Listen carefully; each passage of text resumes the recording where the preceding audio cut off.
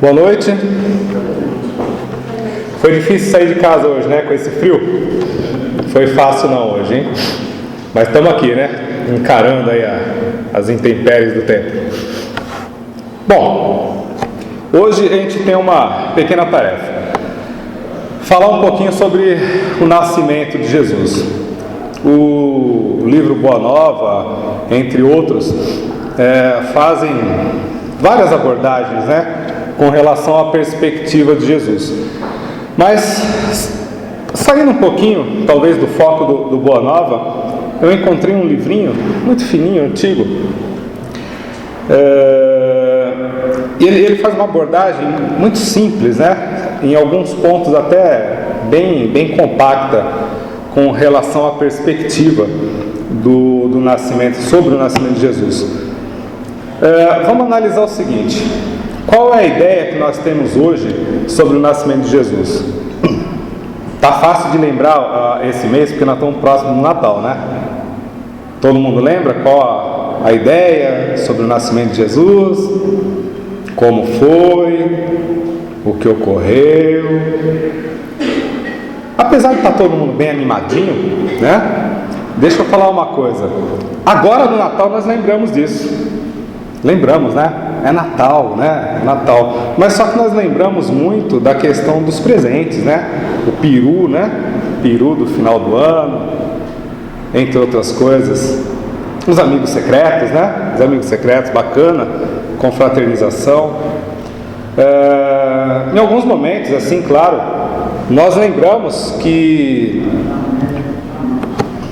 teoricamente, o 25 de dezembro foi atribuído ao nascimento de Jesus, mas não é uma data específica também, né? Foi uma data atribuída séculos depois, até para demarcar um território dentro do cristianismo, e até um meio também de substituir as festas pagãs, né, da época. Ou seja, se combate um mito criando outro mito, de alguma forma, para satisfazer a vontade ou o direcionamento nosso em cada momento. Então é tudo uma questão de crença pessoal. Mas nem sempre o nascimento de Jesus teve a atribuição que tem hoje em dia, né? Nem sempre o nascimento de Jesus, porque se a gente for falar só do nascimento de Jesus, é muito fácil, né? Muito rápido, né? Toda aquela questão da concepção de Maria milagrosa, a questão das fugas, do esconder Jesus por causa do extermínio, o nascimento na manjedoura, os reis magos, né, que já previam, os profetas que já previam seu nascimento, os presentes simbólicos, e chegamos ao que nós temos hoje, ou simplesmente uma data lembrada mais especificamente agora em dezembro. Porém, muito antes da chegada de Jesus à Terra, que aliás de certa forma foi esperada pela humanidade, muitos profetas já previam essa questão. Eles diziam, né, que nasceria o Messias e esse Messias os libertaria. E olha que interessante, naquela época os judeus passavam por um problema muito grande, que era a escravidão, né, diante de Roma, diante da grande potência da época. E a concepção que eles tinham, muito antes da vinda de Jesus, era de que esse Messias seria um homem político, um homem da guerra, um homem com um magnetismo pessoal, uma capacidade de convencer as pessoas, que levaria o povo judeu a se sobressair sobre os romanos, ou seja, readquirir um poder político e moral, né? Porque até então, pela escravidão, pela servidão, eles se sentiam muito desmoralizados diante de todo o conteúdo histórico de que são possuidores. Enfim, quando Jesus nasceu, né, que houve toda aquela notícia, corre rápido, né? Não pensa que fofoca é coisa nova não, hein? Fofoca é coisa antiga, corre que é uma maravilha, e nem tinha internet naquela época. o pessoal, de boca em boca, de novidade em novidade, de perspectiva em perspectiva, espalha a ideia do nascimento de Jesus e do simbolismo do Messias. Porém, ao ir crescendo, Jesus demonstra claramente que o seu perfil como líder não seria exatamente o do homem político guerreiro, né? Como seria esperado na época. Mas ele usou a política moral. A política moral, de certa forma, já aos 12 anos, Jesus adentra, né, a sinagoga, prega aos doutores daquela época, deixa todo mundo de boca aberta, né? Nossa, como um garoto de 12 anos pode chegar aqui e falar com tanta propriedade, né, sobre coisas que nós levamos anos para aprender e estar aptos a doutrinar os nossos irmãos. Jesus então, ele começa, após seu nascimento, criar uma carreira de pacificador, mas um pacificador com uma característica da qual muitos hoje atribuiriam de uma forma diferenciada. Jesus, ao mesmo tempo em que ele era manso e pacífico, ele era austero, muito austero quando necessário. Existe uma carta de Públio Lentulus, nesse livrinho que eu pequei por não pegar o nome, que diz o seguinte, que Jesus, em momento algum, ele ria. Estranho, né? Ele poderia até sorrir, né? Um sorriso amigável, mas não o riso, né? O riso desesperado, muitas vezes, o riso daqueles que precisam mais ser aceitos, né, do que moralizadores. E Jesus, a todo momento, ele tinha uma palavra correta, ele tinha uma história dentro do que nós conhecemos sobre suas parábolas, ele tinha conceitos éticos e morais muito bem estabelecidos, né? Uma serenidade fora do comum e a austeridade necessária para falar de igual para igual com qualquer um. Olha que interessante. Quantos de nós, muitas vezes, nos sentimos menosprezados, né? Daqueles que julgamos superiores a nós? Muitas vezes nós nos sentimos inferiorizados. Mas o nosso ímpeto, muitas vezes, é o de discutir, é o de impor sem conhecimento, impor sem exatamente ter dentro de nós a moralização necessária para se sobressair sobre aqueles que julgamos de alguma forma que estejam agindo errado. Ou seja, estamos basicamente no mesmo patamar. Quando nos sentimos indignados é porque nos sentimos humilhados na realidade. Humilhados por reconhecer muitas vezes as nossas falhas. E ao reconhecer essas falhas, por não querermos de fato mudar algo em nossas vidas. Ou seja, queremos algo, gostamos de algo e não abrimos mão desse algo. Então é mais fácil ficarmos frustrados. E Jesus não tinha essa característica. Jesus, ele simplesmente se colocava diante da sociedade com toda a sabedoria que ele conhecia e em cada momento ele agia de uma forma, né? Se nós pegarmos a Bíblia, eu não vou nem entrar na questão espírita, não vou falar sobre Gênesis, as curas de Jesus, não, nós vamos tentar trabalhar com a Bíblia, mais ou menos com a Bíblia. Se nós pegarmos várias passagens da Bíblia, nós vamos ver que Jesus, em alguns momentos, ele simplesmente, pela sua alta moral, ele livrava as pessoas de graves tormentos obsessivos, graves tormentos espirituais, sem abrir a boca, simplesmente por se aproximar das pessoas. O seu magnetismo fazia com que as pessoas se curassem. Olha que interessante. Quantos de nós aqui tem essa capacidade? Muito pelo contrário, né? Muitas vezes a gente se aproxima da pessoa, a gente está tão mal energeticamente que o outro acaba ficando ruim também, né? Me senti mal, não sei porquê. Mas o que acontece? espiritualmente falando, Jesus tinha um conhecimento, uma envergadura moral tão grande que muitas vezes não precisava abrir os seus lábios. Quantas vezes Jesus, diante da população, exemplificou, ensinou só com o diálogo?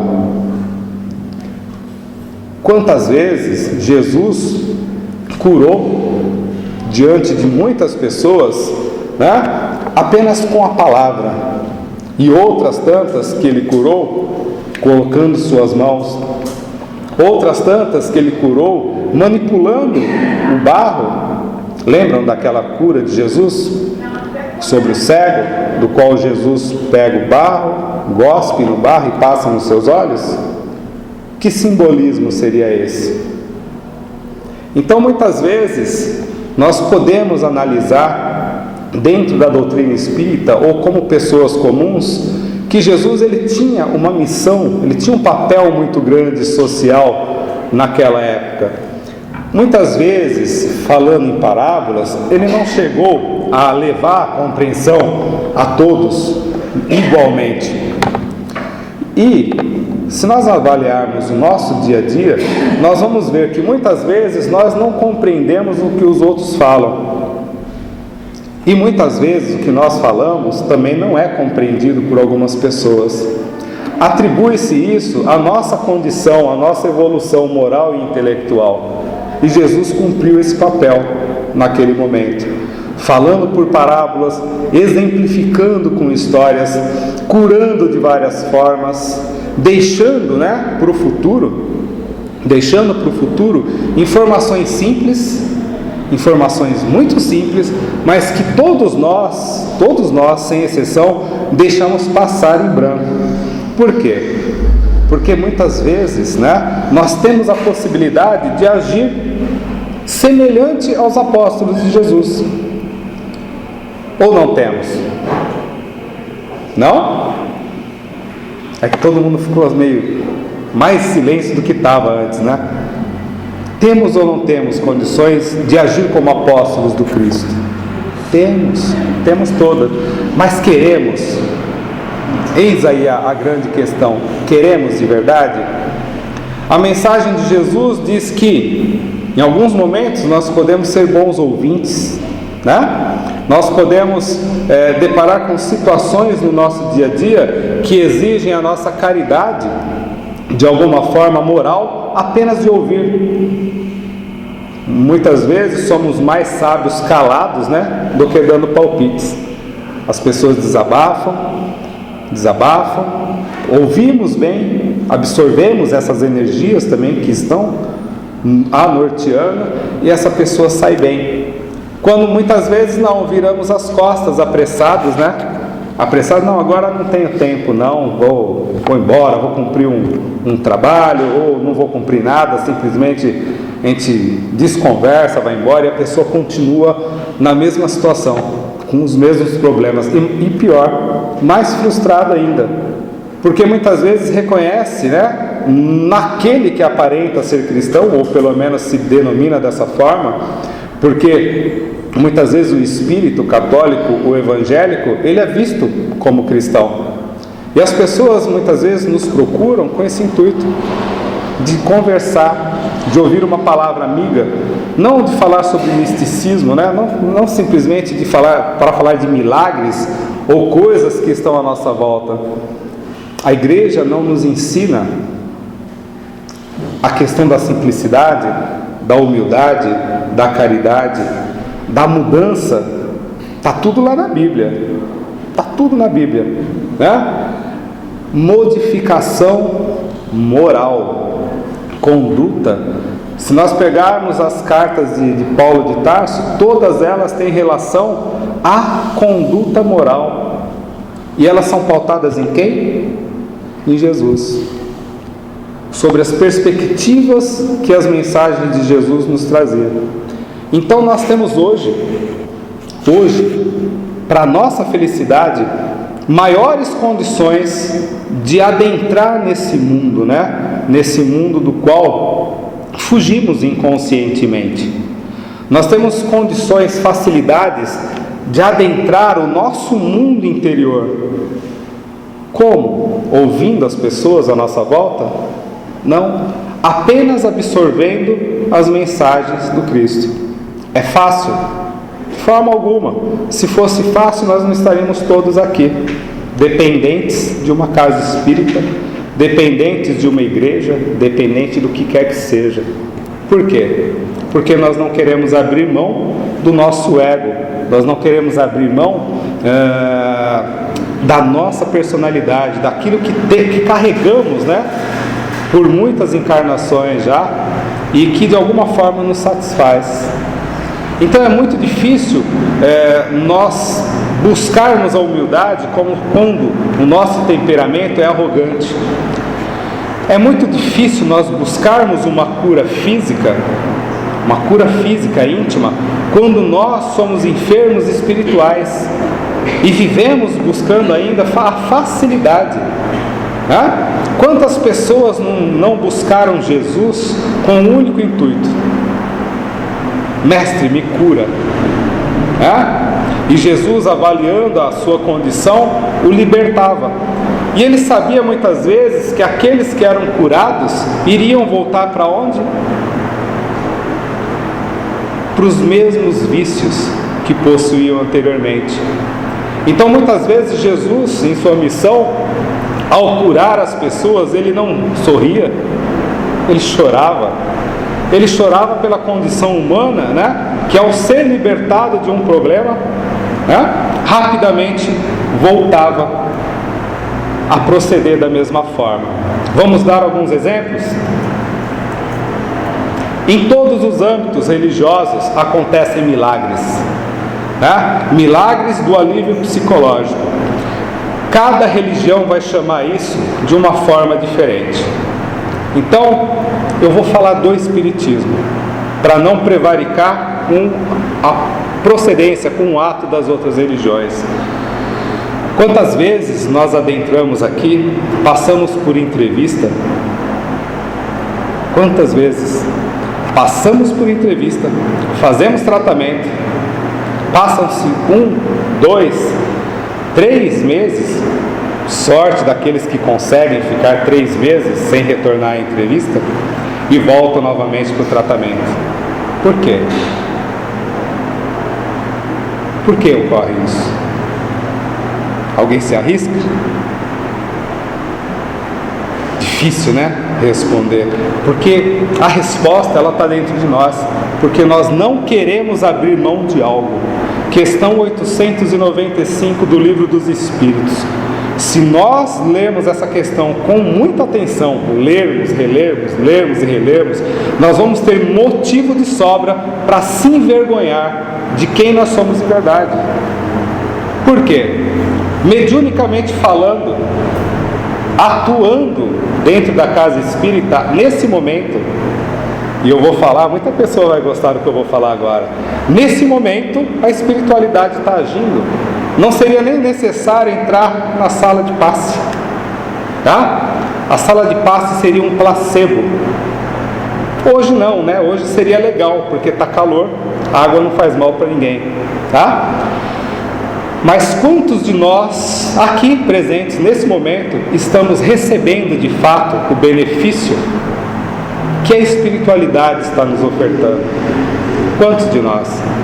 Quantos de nós não estamos aqui nesse momento pensando na empresa, pensando no lar, pensando na vizinha que discutiu ou que jogou o lixo, né, na nossa calçada, naquela fechada de trânsito, numa caca qualquer que nós tenhamos feito contra alguém? E, com isso, perdendo a grande oportunidade de receber o benefício magnético aqui realizado.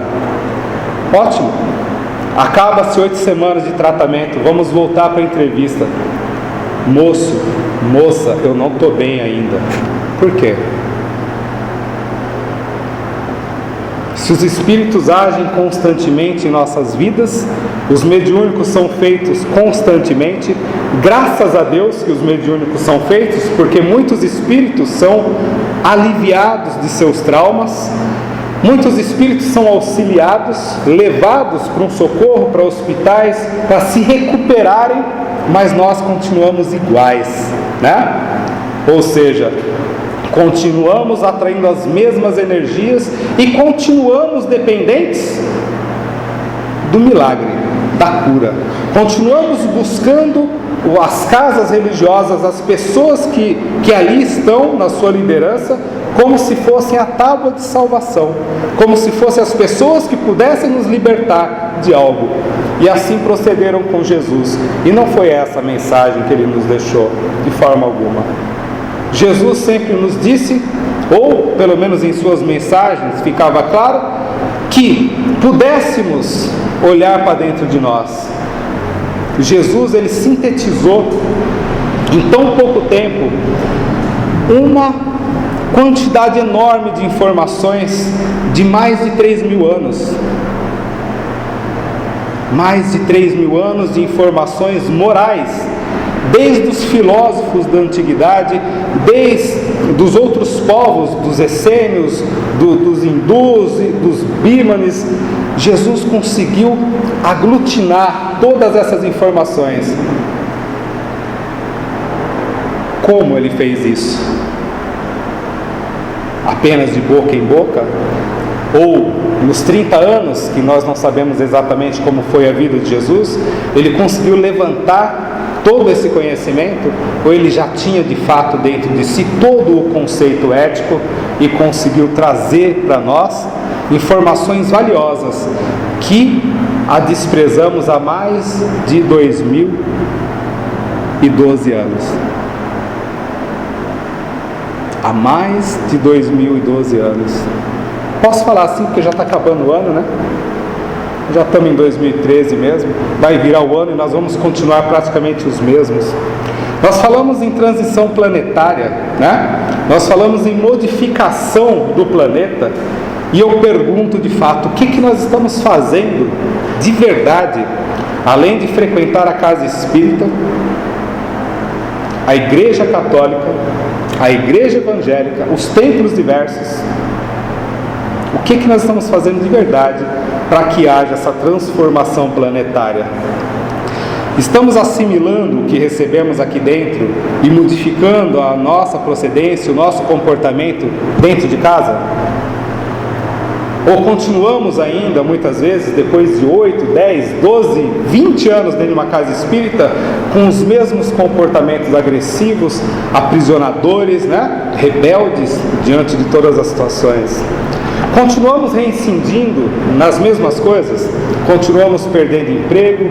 Continuamos separando, né? Os casais continuam se separando, né? Há uma verdadeira liberação social para isso, né? Os jovens continuam bebendo cada vez mais, fumando cada vez mais, se prostituindo cada vez mais. E o que nós estamos fazendo para que isso não ocorra? Porque nós não somos mais tão jovenzinhos assim. Passamos muitas vezes ilesos, mas o que nós estamos fazendo para que isso não continue acontecendo, né? E o mal continua crescendo pela nossa inação, pela nossa inércia. E aí eu pergunto, o nascimento de Jesus nos serviu para alguma coisa? Os conceitos elaborados, né, pelos apóstolos de Jesus nos trouxe benefício?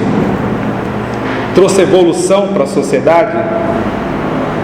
Nós conseguimos compreender de fato que nós podemos ser, sim, seguidores e apóstolos do Cristo?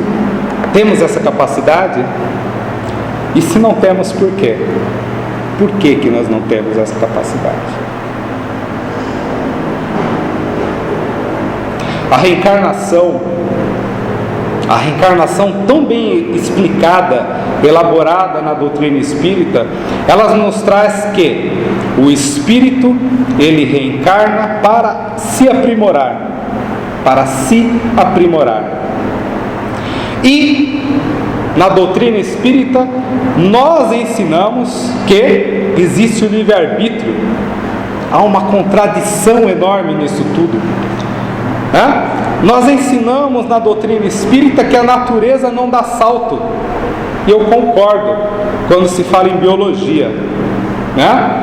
O mundo levou não sei quantos milhões de anos para ser formado, os seres não sei quantos bilhões de anos para se desenvolverem. Isso não dá salto, né? Nós levamos não sei quanto tempo de gestação, nós levamos não sei quantos anos para poder aprender a falar, a escrever, a andar. Isso não dá salto, porque faz parte do desenvolvimento. Nós levamos não sei quantos séculos para desenvolver a nossa área tecnológica. Outra contradição, né? Que é muito bonito nós falarmos que a tecnologia ela cresce mais rápido que a moral. É bonito isso, né? Mas por que a tecnologia cresce mais rápido que a moral? Porque é do interesse particular de cada ser humano envolvido nisso, né? Hoje, eu avaliando o Livro dos Espíritos, eu acho que ele se resume na questão 895. É muito interessante, porque se nós olharmos para dentro de nós hoje e perguntarmos com toda sinceridade, qual é o meu interesse hoje diante da vida? O que nós poderíamos descobrir dentro de nós? Nós estaríamos realmente ligados, né, com a tão importante data de 25 de dezembro? Estaríamos de fato empolgados com isso? Ou estaríamos interessadíssimos, né, nas questões sociais que a data nos oferece? Então, ao nos analisar, ao fazer uma autoavaliação, procuremos nos perguntar qual o nosso interesse diante da vida, o que nós desejamos e o que nos impede de mudar, o que nos impede de não errar novamente a mesma coisa, o mesmo ponto. Porque errar, eu até posso me justificar que é humano, né? Mas ele é humano até quando? Até quando errar é humano? Quando nós erramos por experiências novas, quando nós erramos com coisas diferentes, mas quando nós reincidimos nos mesmos erros, mesmo que eles estejam mascarados com máscaras diferentes, alguma coisa está errada, e não é com a humanidade, não é com o governo, não é com nada à nossa volta, além de nós mesmos. Então, qual é o nosso objetivo, né, diante da vida? Eu estou meio amargo hoje, vocês me desculpem, mas é uma grande realidade. Nós temos, a cada final de ano, a oportunidade grata de reflexão.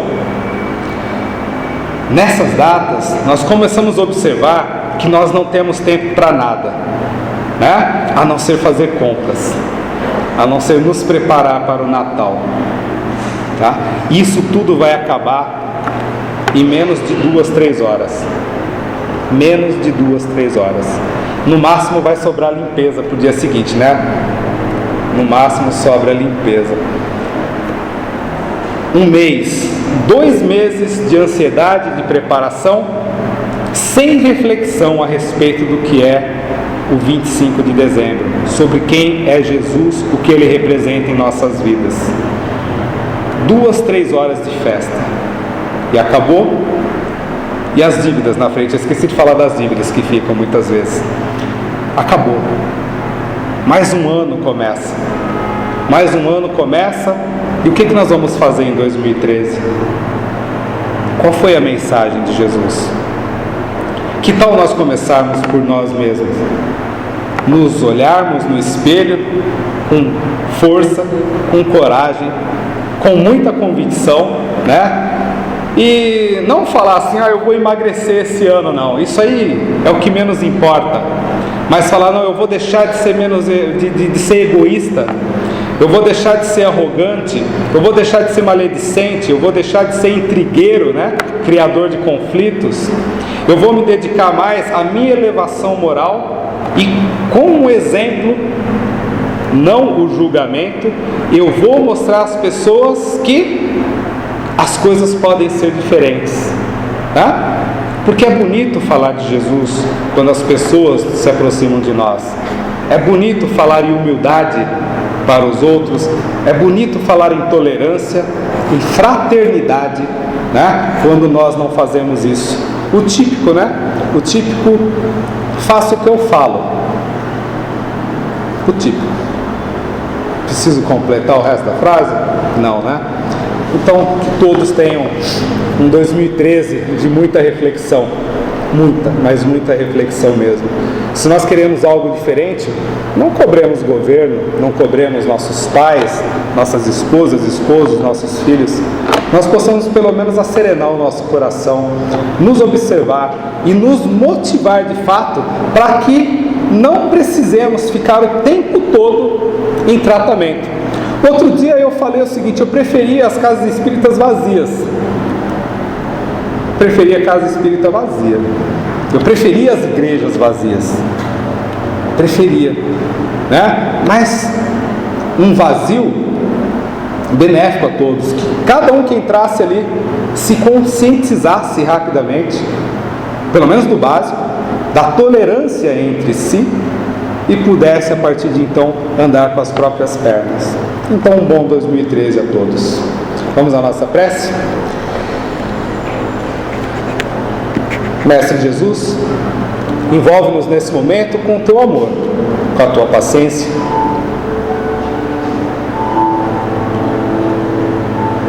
Que nesse momento possa estender sobre nós o teu olhar meigo, consciente das criaturas frágeis que ainda somos, mas que não justifica, através do conhecimento que já temos, a inércia. Mestre Jesus, perdoa-nos,